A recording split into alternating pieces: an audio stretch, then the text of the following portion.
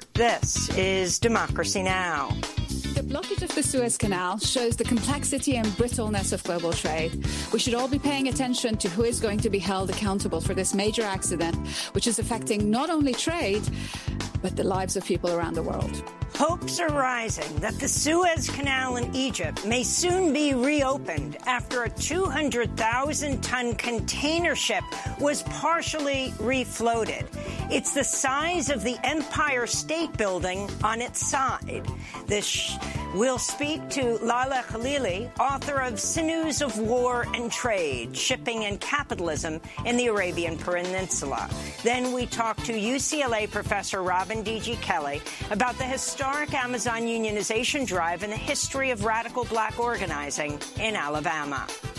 The Amazon workers in Bessemer are leading the most consequential labor campaign of the 21st century. If you think about it, if this predominantly black, mostly female labor force can win union recognition from the world's most powerful corporation in the anti-union South, workers can win anywhere. We will also look at the trial of former Minneapolis police officer Derek Chauvin for killing George Floyd last May. All that and more coming up.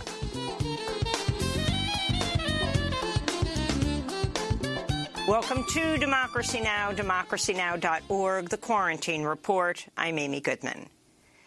In Minneapolis, opening statements begin today in the trial of former police officer Derek Chauvin, who killed George Floyd last May by kneeling on his neck for over 9 minutes. Floyd's death set off a worldwide protest movement. Chauvin's charged with second- and third-degree murder as well as manslaughter. National Guard troops have been deployed to the courthouse, which is also surrounded by concrete barriers, fencing, barbed and razor wire in anticipation of peaceful protests. George Floyd's family and friends came together yesterday for a vigil at a Minneapolis church. This is one of Floyd's brothers, Terrence Floyd. We're asking the system for the justice, but this gathering we're doing right now is what's needed. We're going to take not one knee, but both knees, get down, and we're going to ask God for the justice, because our justice can't compare to his. In international news, in Burma, human rights groups say at least 114 people, including children, were killed Saturday as soldiers opened fire on civilians protesting against military rule in dozens of cities and towns across the country. It was the deadliest crackdown yet on protests demanding a reversal of the February 1st coup, which toppled Burma's democratically elected civilian government. On Sunday, Burmese troops fired on a funeral service for a 20-year-old student protester killed a day earlier near the commercial capital Rangoon. The attacks drew condemnation from the European Union, United States, UK, and Germany, with the UN Special Rapporteur for Burma accusing the military regime of mass murder. Meanwhile, an estimated 3,000 people have fled southeastern Burma into Thailand after the Burmese military bombed areas controlled by the Karen ethnic minority group. At least 459 people, including at least 35 children, have been killed since the start of the protests against the coup. 6 more states are opening up COVID-19 vaccine eligibility to anyone 16 or over today in the United States.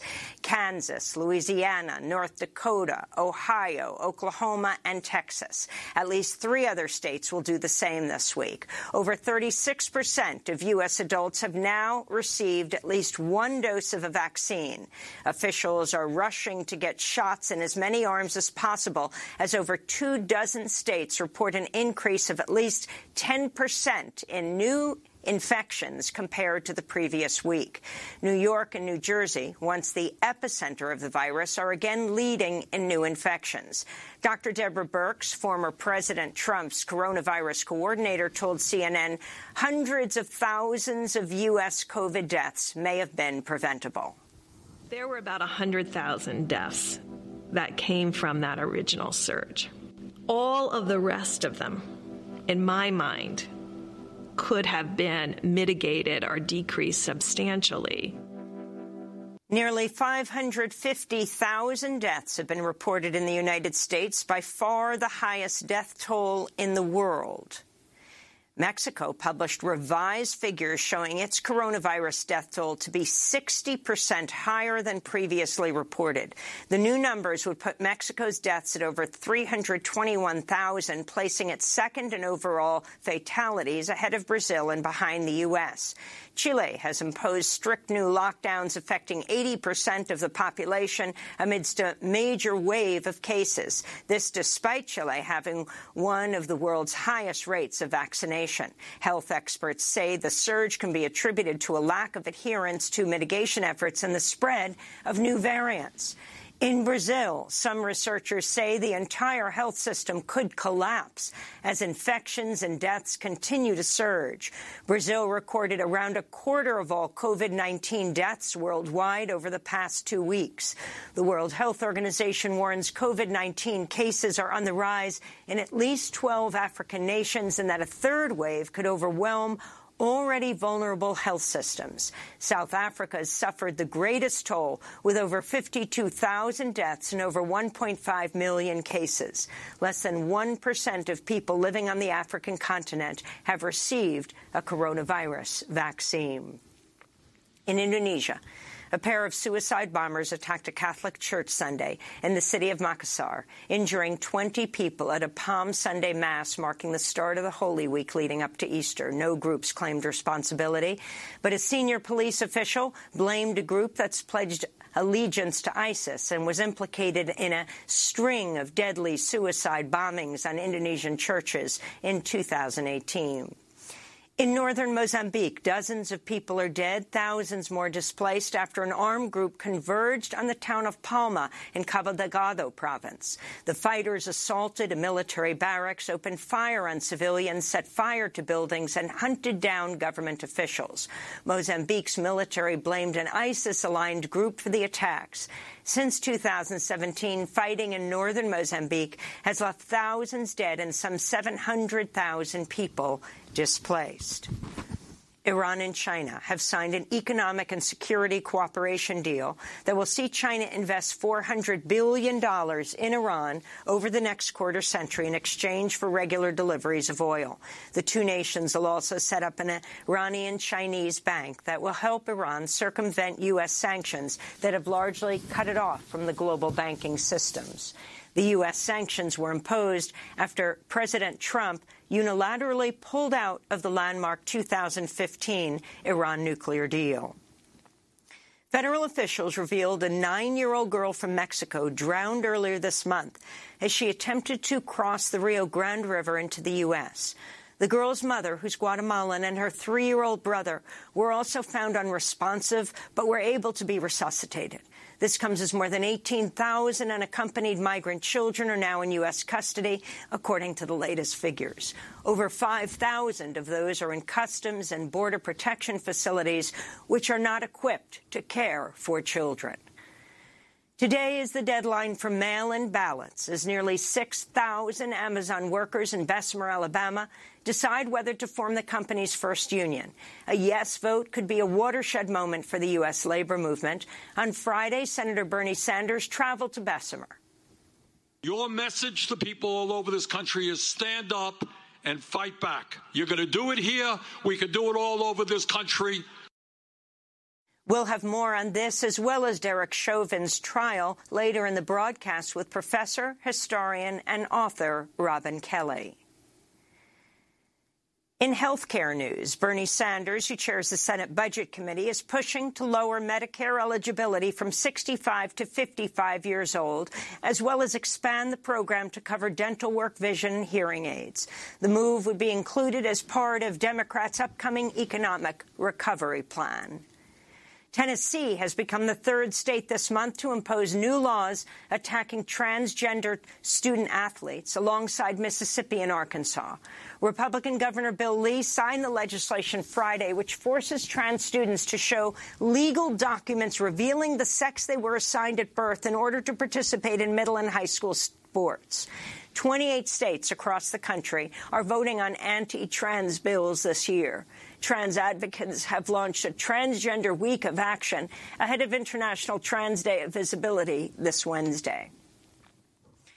A warning to our audience, the next story contains references to sexual violence. The Minnesota Supreme Court unanimously overturned a man's rape conviction, ruling he cannot be found guilty because the woman who accused him had voluntarily consumed alcohol before the rape.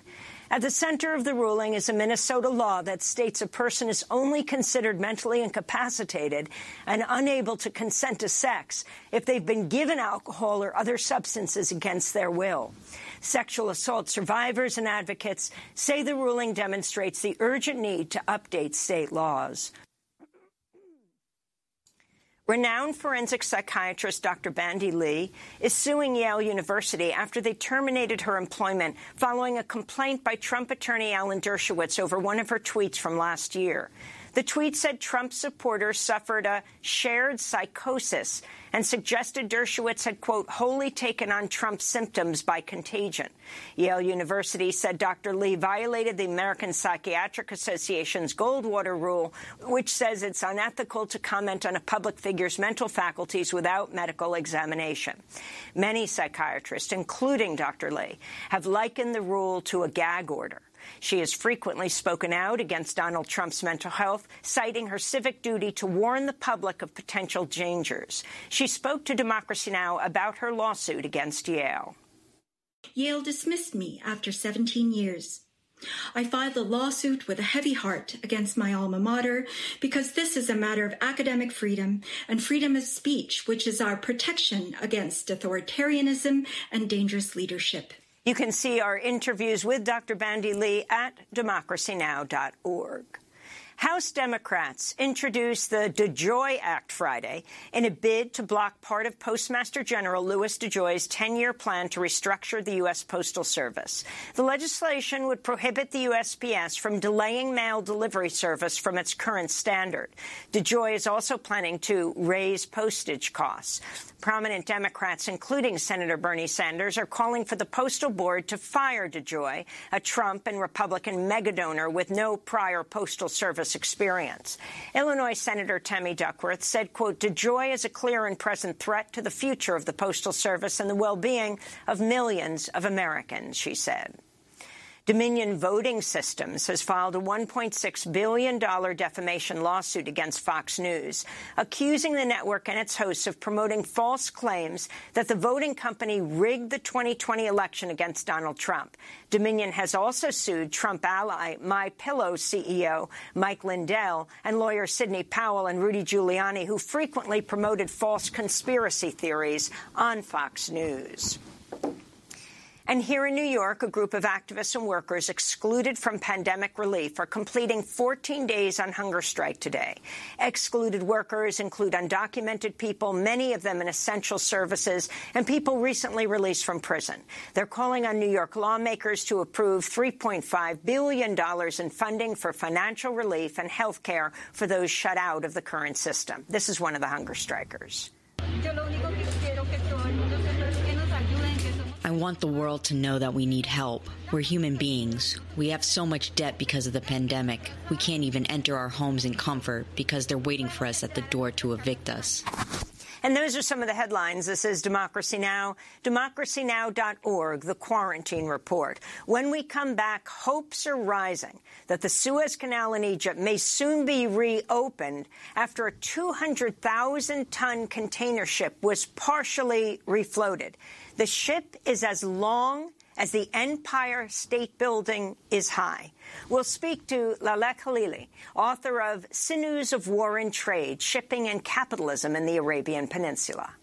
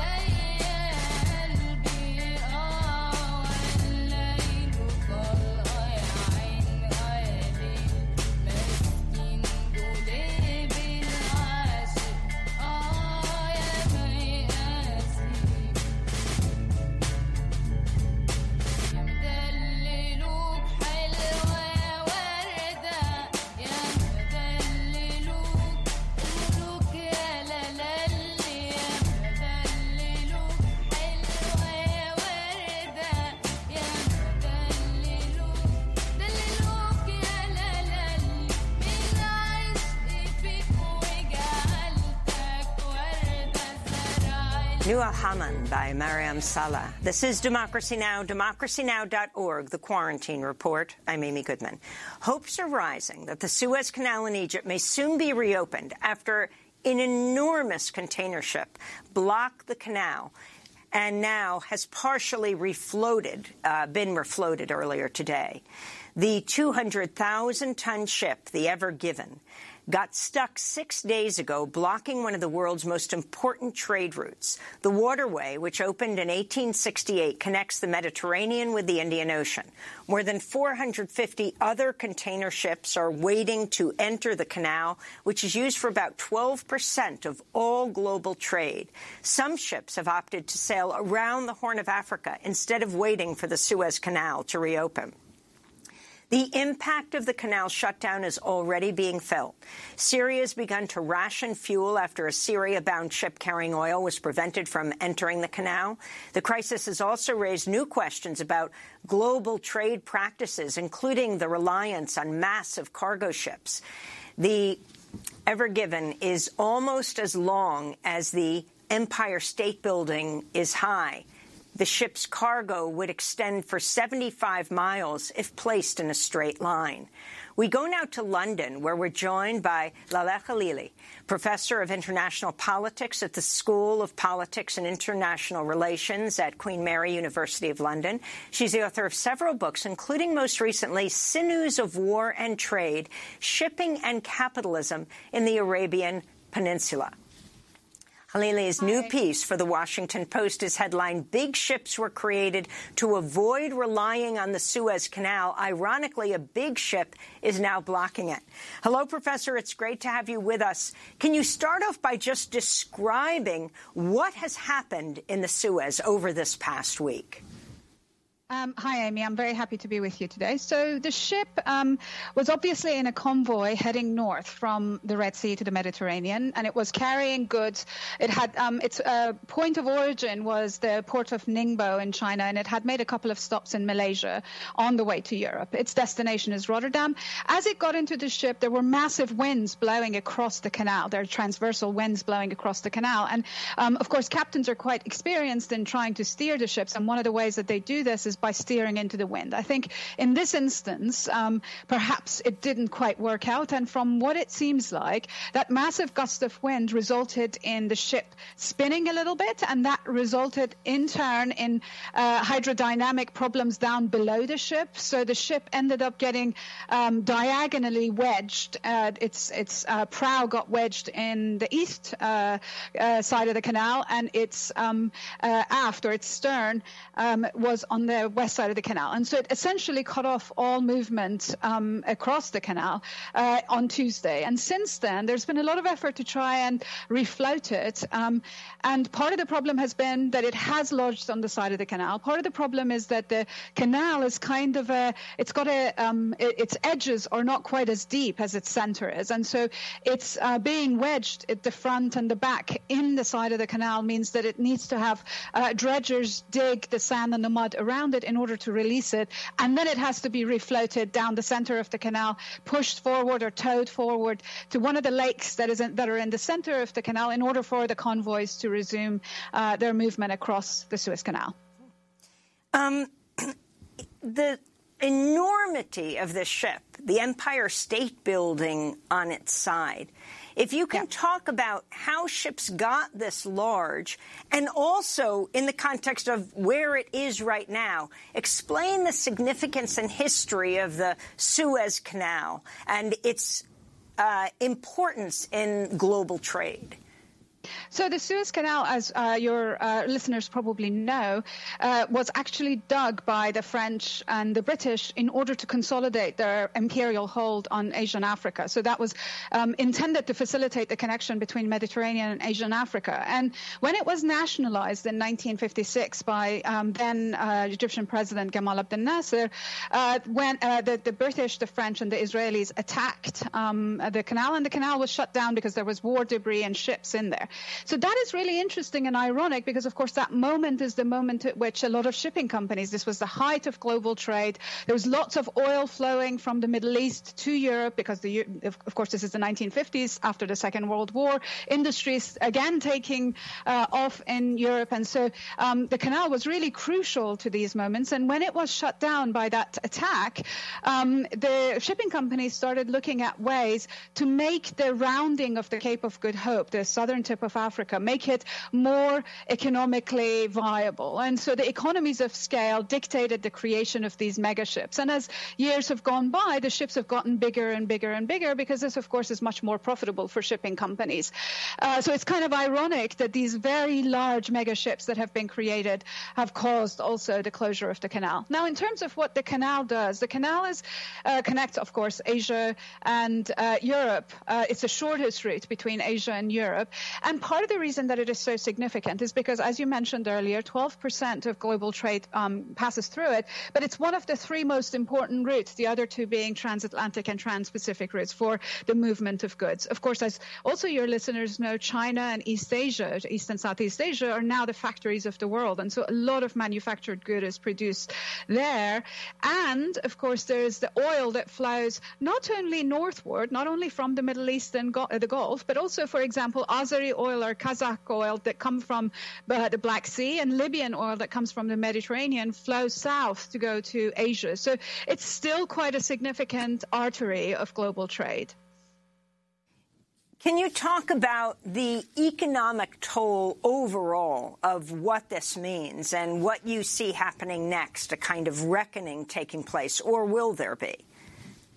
So I hope that there will be a reckoning. Usually such massive kind of issues that end up affecting global trade tend to have some after echoes. Although there have been other instances of ships having gotten stuck in the canal and being released, but none have taken as long as this one has.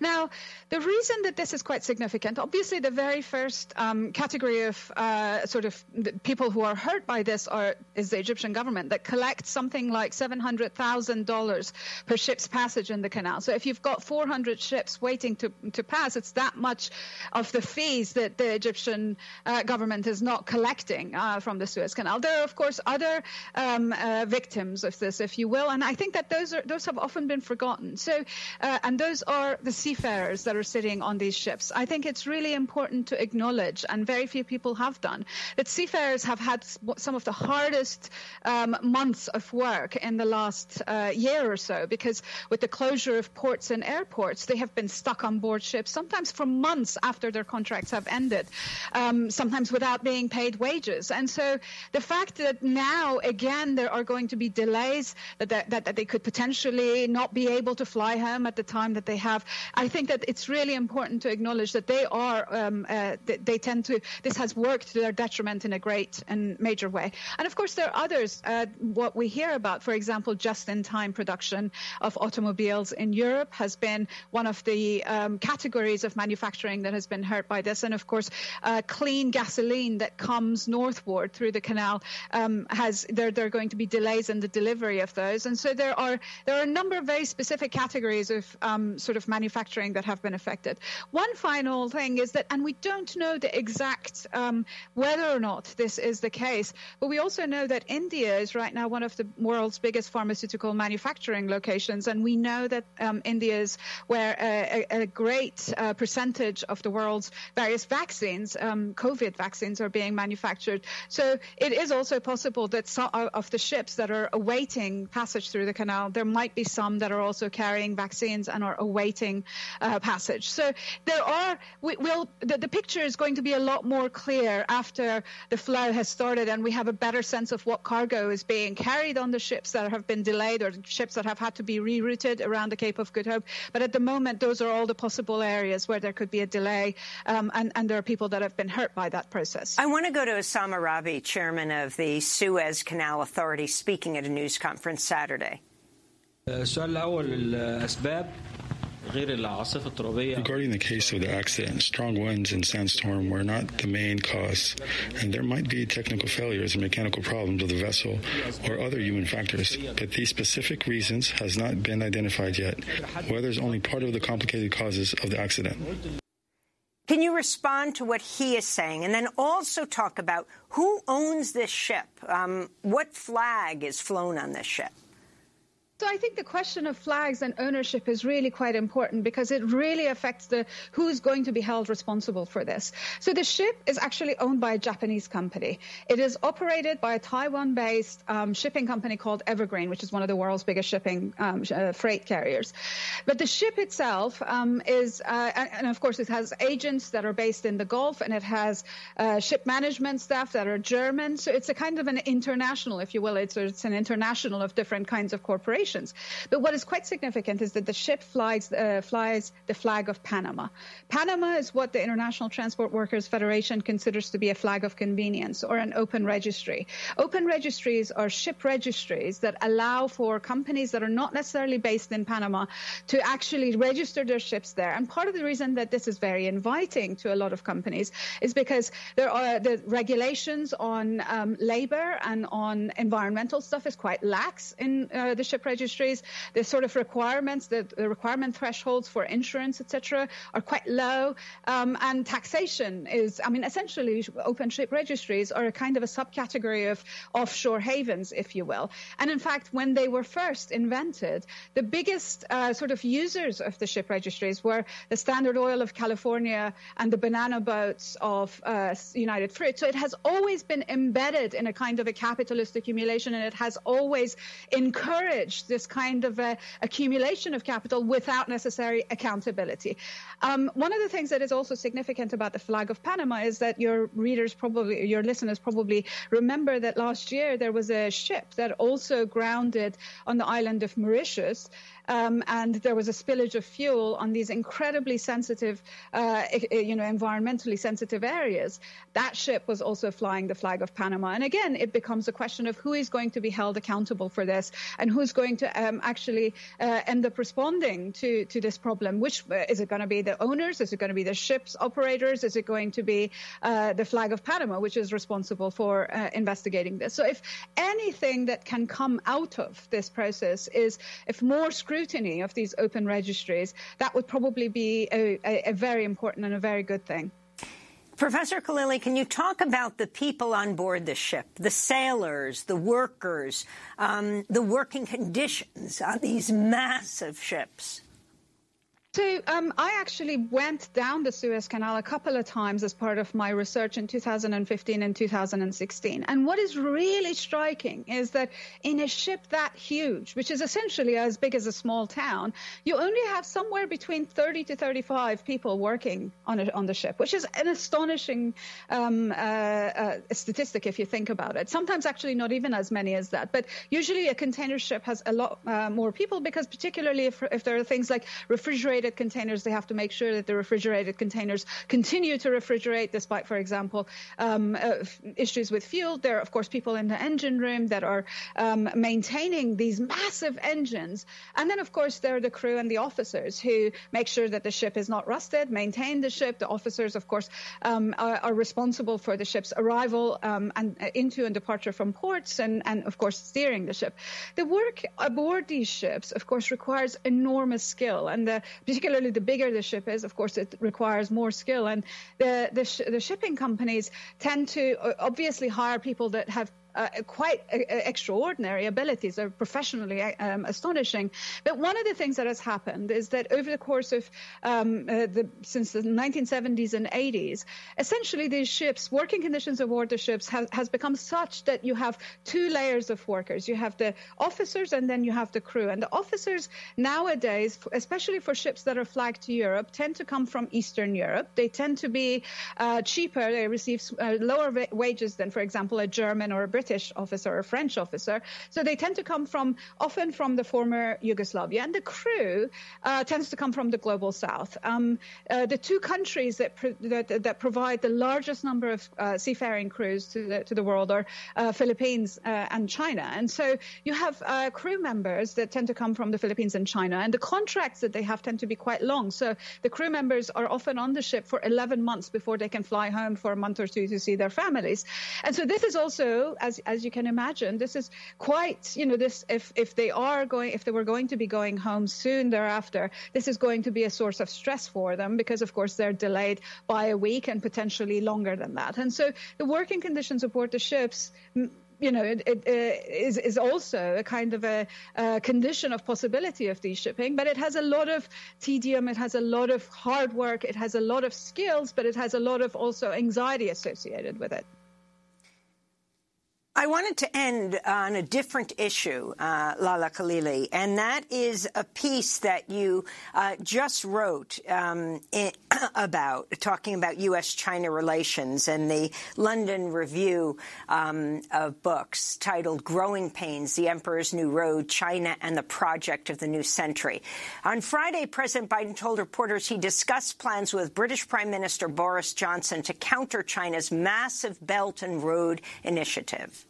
One of the things I suggest that we do is we talked about China and the competition they're engaging in the Belt and Road Initiative, and I suggest that we should have essentially a similar initiative coming from the democratic states, helping those communities around the world that in fact need help. Professor Khalili, your response. So it's quite interesting because it seems to me that the U.S. military, industrial, diplomatic complex has always wanted another enemy, and it benefits from having another Cold War going. And so to cast China's provision of, for example, infrastructures in order to facilitate its trade seems to be a kind of an encouragement of this. Of course, there are lots of problems also associated with China's Belt and Road Initiative. For example, in some of the places that in these investments are happening, there are all sorts of human rights abuses happening, including and briefly China's explain the Belt and Road Initiative, which is not explained at all in the media in the United States very much. So the Belt and Road Initiative is essentially a plan that was put into action in the 2013 to actually gather under its title a whole lot of already existing infrastructure projects across the Eurasian landmass all the way to Europe for infrastructure and particularly transport projects. So high-speed rail, train lines that went through different terminuses and would, for example, end up in Singapore and in Iran and in Budapest. And then across the ocean, the South China Sea and the Indian Ocean and through the Mediterranean, essentially a route for ships, so investment in port and maritime infrastructures. And so this was called the Maritime Belt and the Land Belt and the Maritime Road. And so this essentially this massive program entailed investment financing by China close actually to how much, 400 and something billion dollars, close to actually what the World Bank had invested in that period of time on infrastructures. And part of the reason for this, of course, is that many of these countries did need infrastructures, and they're often not given it because of sanctions or because of U.S. foreign policy or because of course, histories of European colonization of a lot of the places that are destinations for this investment. And so this is essentially the Chinese Belt and Road Initiative. Of course, it facilitates Chinese capital accumulation. It's not, done out of Chinese goodness. And as I said, it does also have in areas, for example, in Baluchistan and Pakistan, or in their various provinces in Myanmar, or indeed in Xinjiang, there are issues associated with this. But it's also the way that it is being cast, the way that it's being addressed in Europe and North America is as if China is sort of the next great enemy. It's really important also to point out that China, despite sort of this expansion, has not, for example, established 800 military bases like the U.S. has done in lots of different places, but rather it does have 1 or 2 military bases outside of its own periphery, but it also depends on private military companies. So it's quite an interesting moment because essentially what China is doing is the enforcement of capitalism with a Chinese face, if you wish, but it is seen as a threat to the U.S. national security, perhaps because, as I said, a Cold War is always good for the military business in the U.S. and Europe. Well, Lala Khalili, we want to thank you for being with us, author of Sinews of War and Trade, Shipping and Capitalism in the Arabian Peninsula. And we'll link to your piece in the Washington Post. Big ships were created to avoid relying on the Suez Canal. Ironically, a big ship is now blocking it. Professor Khalili teaches international politics at the School of Politics and International Relations at Queen Mary University of London. When we come back, we'll speak with UCLA professor Robin D.G. Kelley about the historic Amazon unionization drive and the history of radical black organizing in America. We'll also talk about the first day of opening arguments of the Derek Chauvin trial. Stay with us.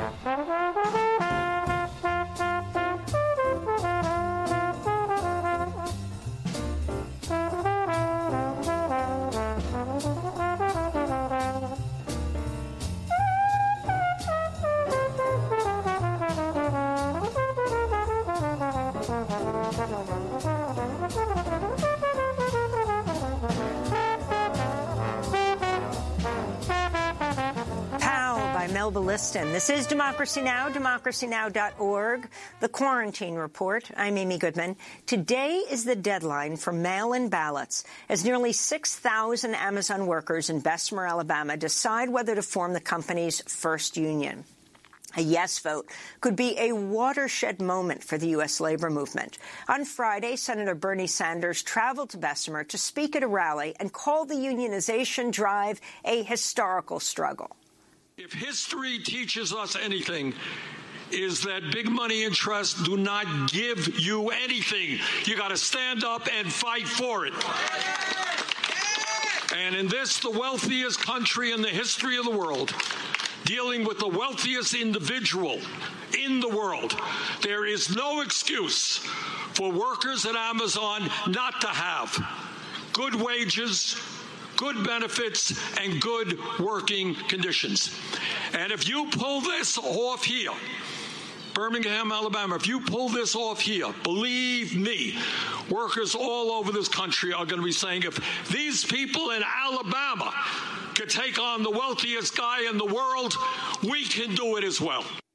Joining Senator Sanders were workers who make an average of $15.30 an hour. Upwards of 80% of the Bessemer workers are black. The majority are women. Their push to unionize comes as Amazon founder and CEO Jeff Bezos saw his fortune soar by $75 billion in 2020 in the pandemic. Is set to become the world's first trillionaire within this decade. He's already the world's richest person. This is Amazon worker Linda Burns. I had to get a second job. They're taking out 2 Bessemer tax, Birmingham tax.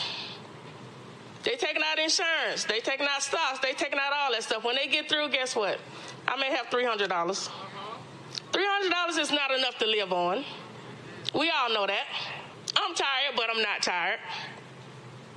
And I'm going to fight for my rights, for our rights. For my employees, I'm fighting for all of us. I want America to know we all in this together. We're not alone, and I thank God for all the support and help that we are getting because we need it, because we cannot fight Bezos by ourselves. Another high-profile supporter of the Amazon unionization drive has been rapper Killer Mike, who spoke at Friday's rally in Bessemer about what is at stake with today's vote. I want their vote to go through, but if it doesn't, I won't be ordering from Amazon again. If that vote does not go through, if these conditions do not improve, then I'll just be walking on out to the store with my mask on. But what I won't do is by being a customer, enable the richest man and the fastest growing company to use slave labor any longer. These people have been treated as badly as my grandmother when she sharecropped in this same state. These people have been denied the basic laboratory rights that you would allow any child going to school in an 8-hour day. These people, in the name of the convenience of getting dropped at our door are being used and abused as though they're tools and their life can be thrown away because it's peak season. So what I'm going to tell the public, past the union, past Mr. Bezos, is if they won't treat their people right, who are we if we stand on the side of evil just to get a package to our door 2 days?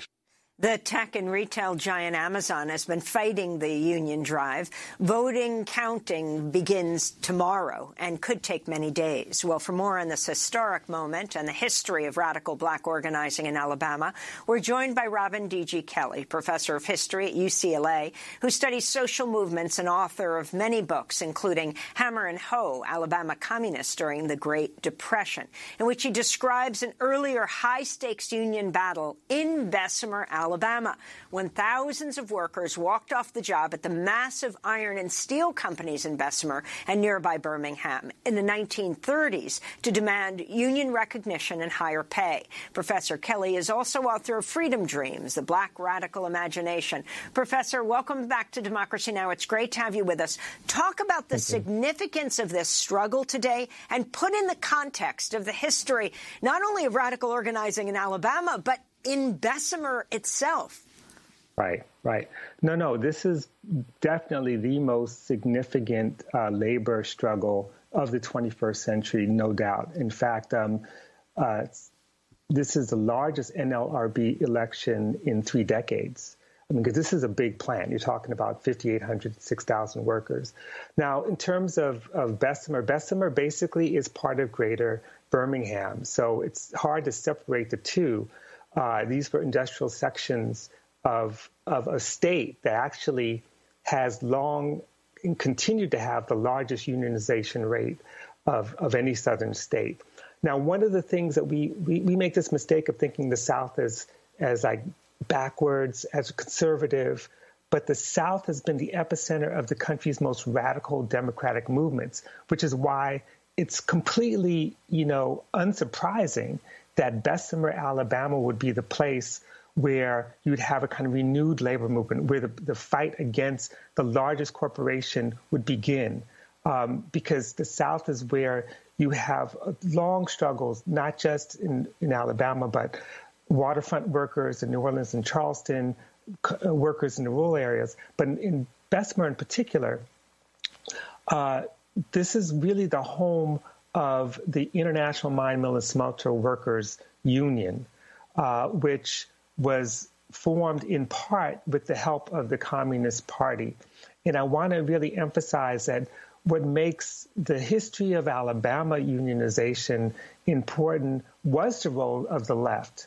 The fact is, the reason why we have anti-labor legislation, we have violence against labor in Alabama, what appears to be conservatives, the reason we have Jim Crow and the disfranchisement of black people, the most draconian anti-immigration laws, is precisely because those who rule the South know the potential of an interracial labor movement because they've seen it. To go back to the 1930s, 2 things made a difference. The Communist Party, as I mentioned, because communists who were down there, black and white, mostly black, did not join the party or build a union because they were involved in some kind of economic calculation. They were fighting not for themselves, but fighting for each other. They were fighting for a better, less oppressive world.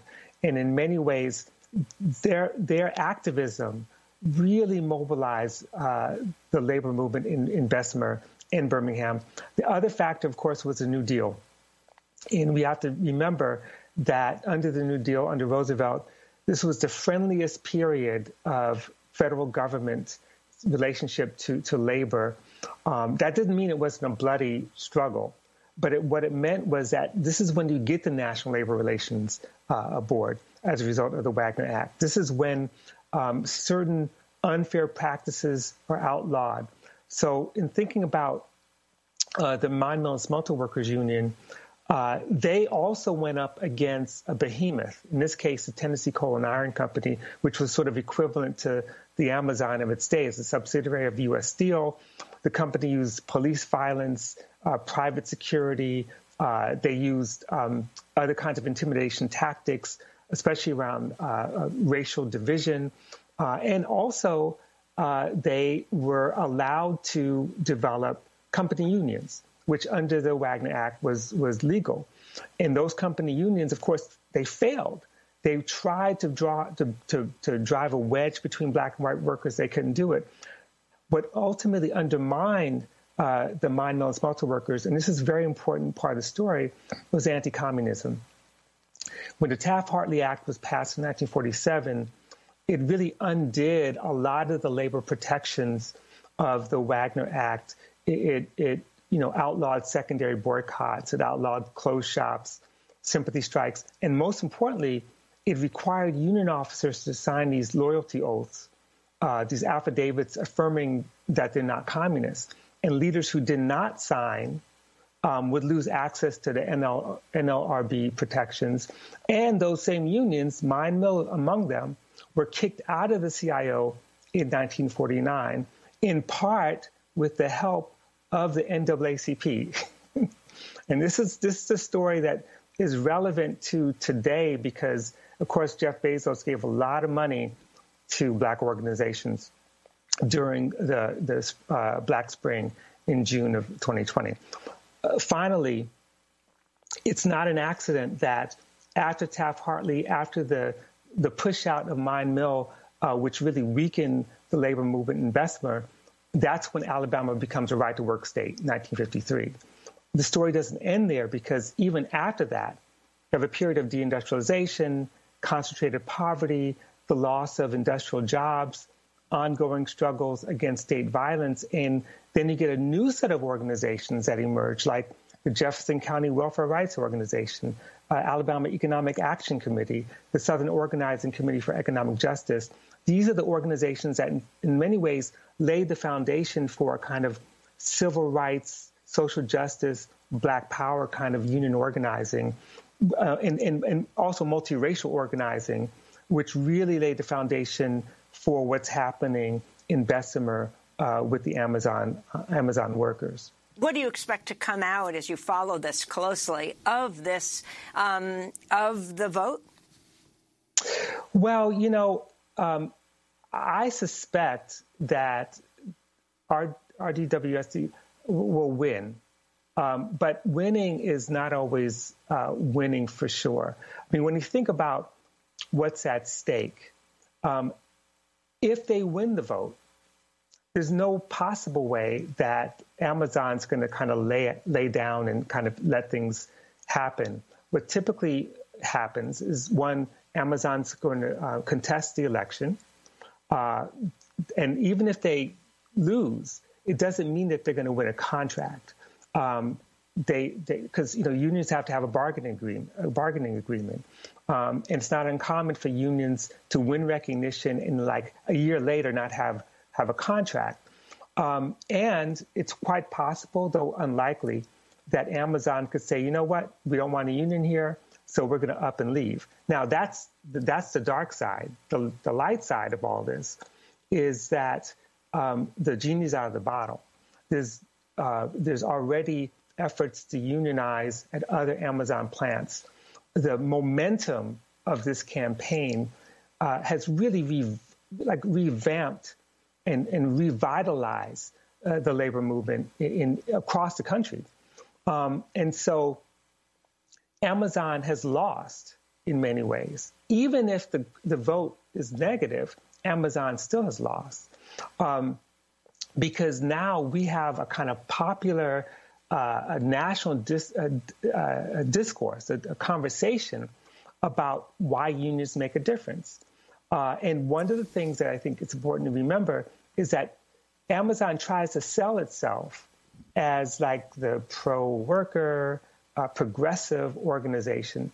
And they're, in fact, they have signs up around the plant, and not just that plant, but other plants, saying, we support Congress's push for $15 minimum wage so that they can come up to our wages. Well, the fact of the matter is that unionized labor, warehouse workers, poultry workers in Bessemer and around Bessemer make more money than $15 an hour. $20 an hour is prevailing wage for unionized labor. So if you're in the union, you're going to make more money. Black workers who are unionized make 16% more than those who are not. So the fact of the matter is that it's all based on a kind of a lie. The lie that Amazon is pushing is that all these workers are going to lose $500 a year on dues, and no one's going to know what happens to those dues. And those dues could be used to pay for groceries. If you can make $20 an hour and control the pace of work and create worker protections, and restore the $2 an hour hazard pay that they rescinded back in May, if you can do all that, then it doesn't really matter. You can buy your groceries, you can pay your rent. But right now, they're paying starvation wages at $15 an hour, which is not that much money in the first place. So, yeah, go ahead. No, Professor Calais, I wanted to move on to a couple of other subjects before we end today. I want to turn to the opening statements beginning today in Minneapolis for the trial of former police officer Derek Chauvin, who killed George Floyd last May by kneeling on his neck for over 9 minutes. Floyd's death set off worldwide protest movement. Chauvin is charged with second and third degree murder as well as manslaughter. The jury made up of 1 black woman, 3 black men, 3 white men, 6 white women, and 2 women who identify as multiracial. George Floyd's family and friends came together yesterday for a vigil in Minneapolis. This is one of Floyd's brothers, Terrence Floyd. We're asking the system for the justice, but this gathering we're doing right now is what's needed. We're going to take not one knee, but both knees. Get down, and we're going to ask God for the justice, because our justice can't compare to his. Still with us, UCLA professor Robin D.G. Kelly. Can you respond to what's happening today in Minneapolis to this trial? Sure. First, I'm not really holding my breath over whether or not Derek Chauvin will be convicted. I mean, the jury selection is pretty extraordinary. I mean, given the history of jury selection in this country, it's great that it's a little bit more representative. But there are 2 important things to keep in mind. One is that the fact that the city has already provided a settlement to the Floyd family suggests some effort at accountability. But this trial is not so much about accountability. It's about whether or not the killing reaches a threshold of second-degree murder. But, and I have to say, I'm not excited about anyone being in a cage, even if you're a killer. That, to me, is not the victory. The real victory would be to end policing as we know it, to end qualified immunity, to end the conditions that enabled Derek Chauvin to take George Floyd's life and his colleagues to kind of stand there and watch, and to really divest from the kind of death-dealing systems like policing and invest in life-sustaining policies in institutions that make us safe. I mean, that, to me, that hasn't been lost.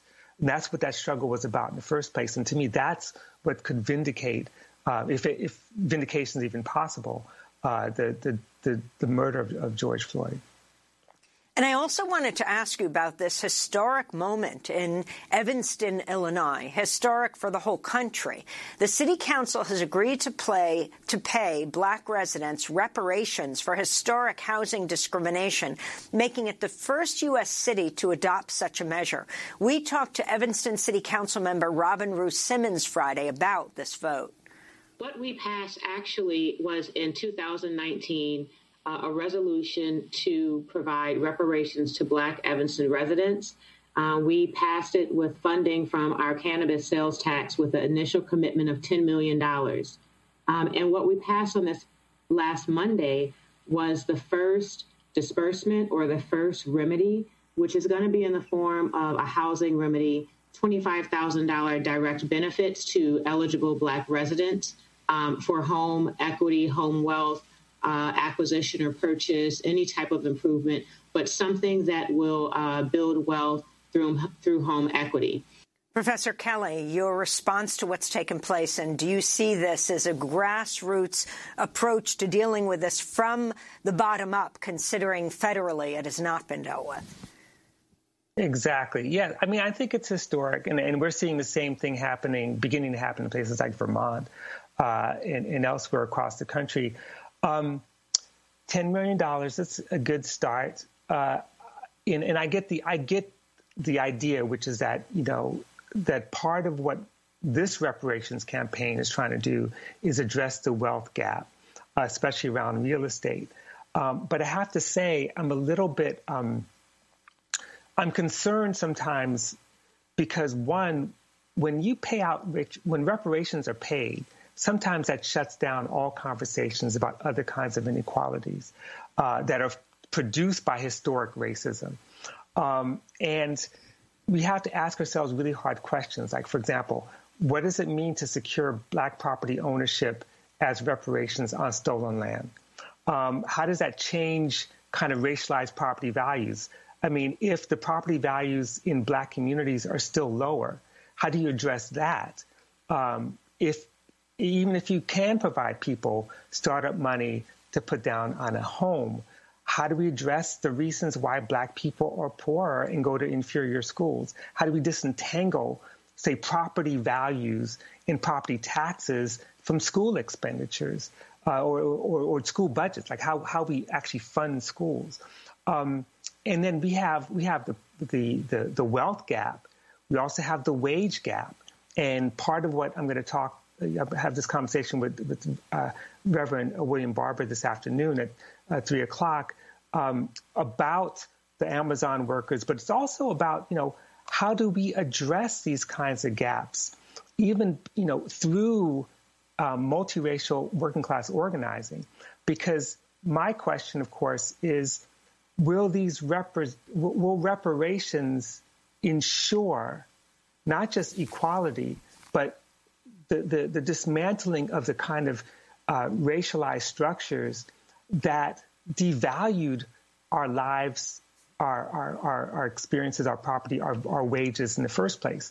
I mean, and this is something that is really important because racialized wage differentials are also compounded by gender. How are we going to address that?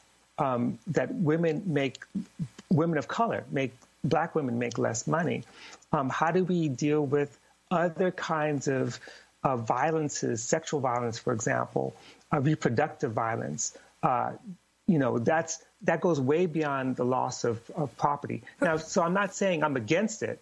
I'm just simply saying, as we move forward, this is just the beginning and opening for a larger question. And Professor Kelly, before we end, I wanted to ask you about the piece you wrote in the Boston Review, headlined "Why Cornel West's Tenure Fight Matters." Earlier this month, Cornel West announced he was leaving Harvard to rejoin Union Theological Seminary after he was denied tenure at Harvard.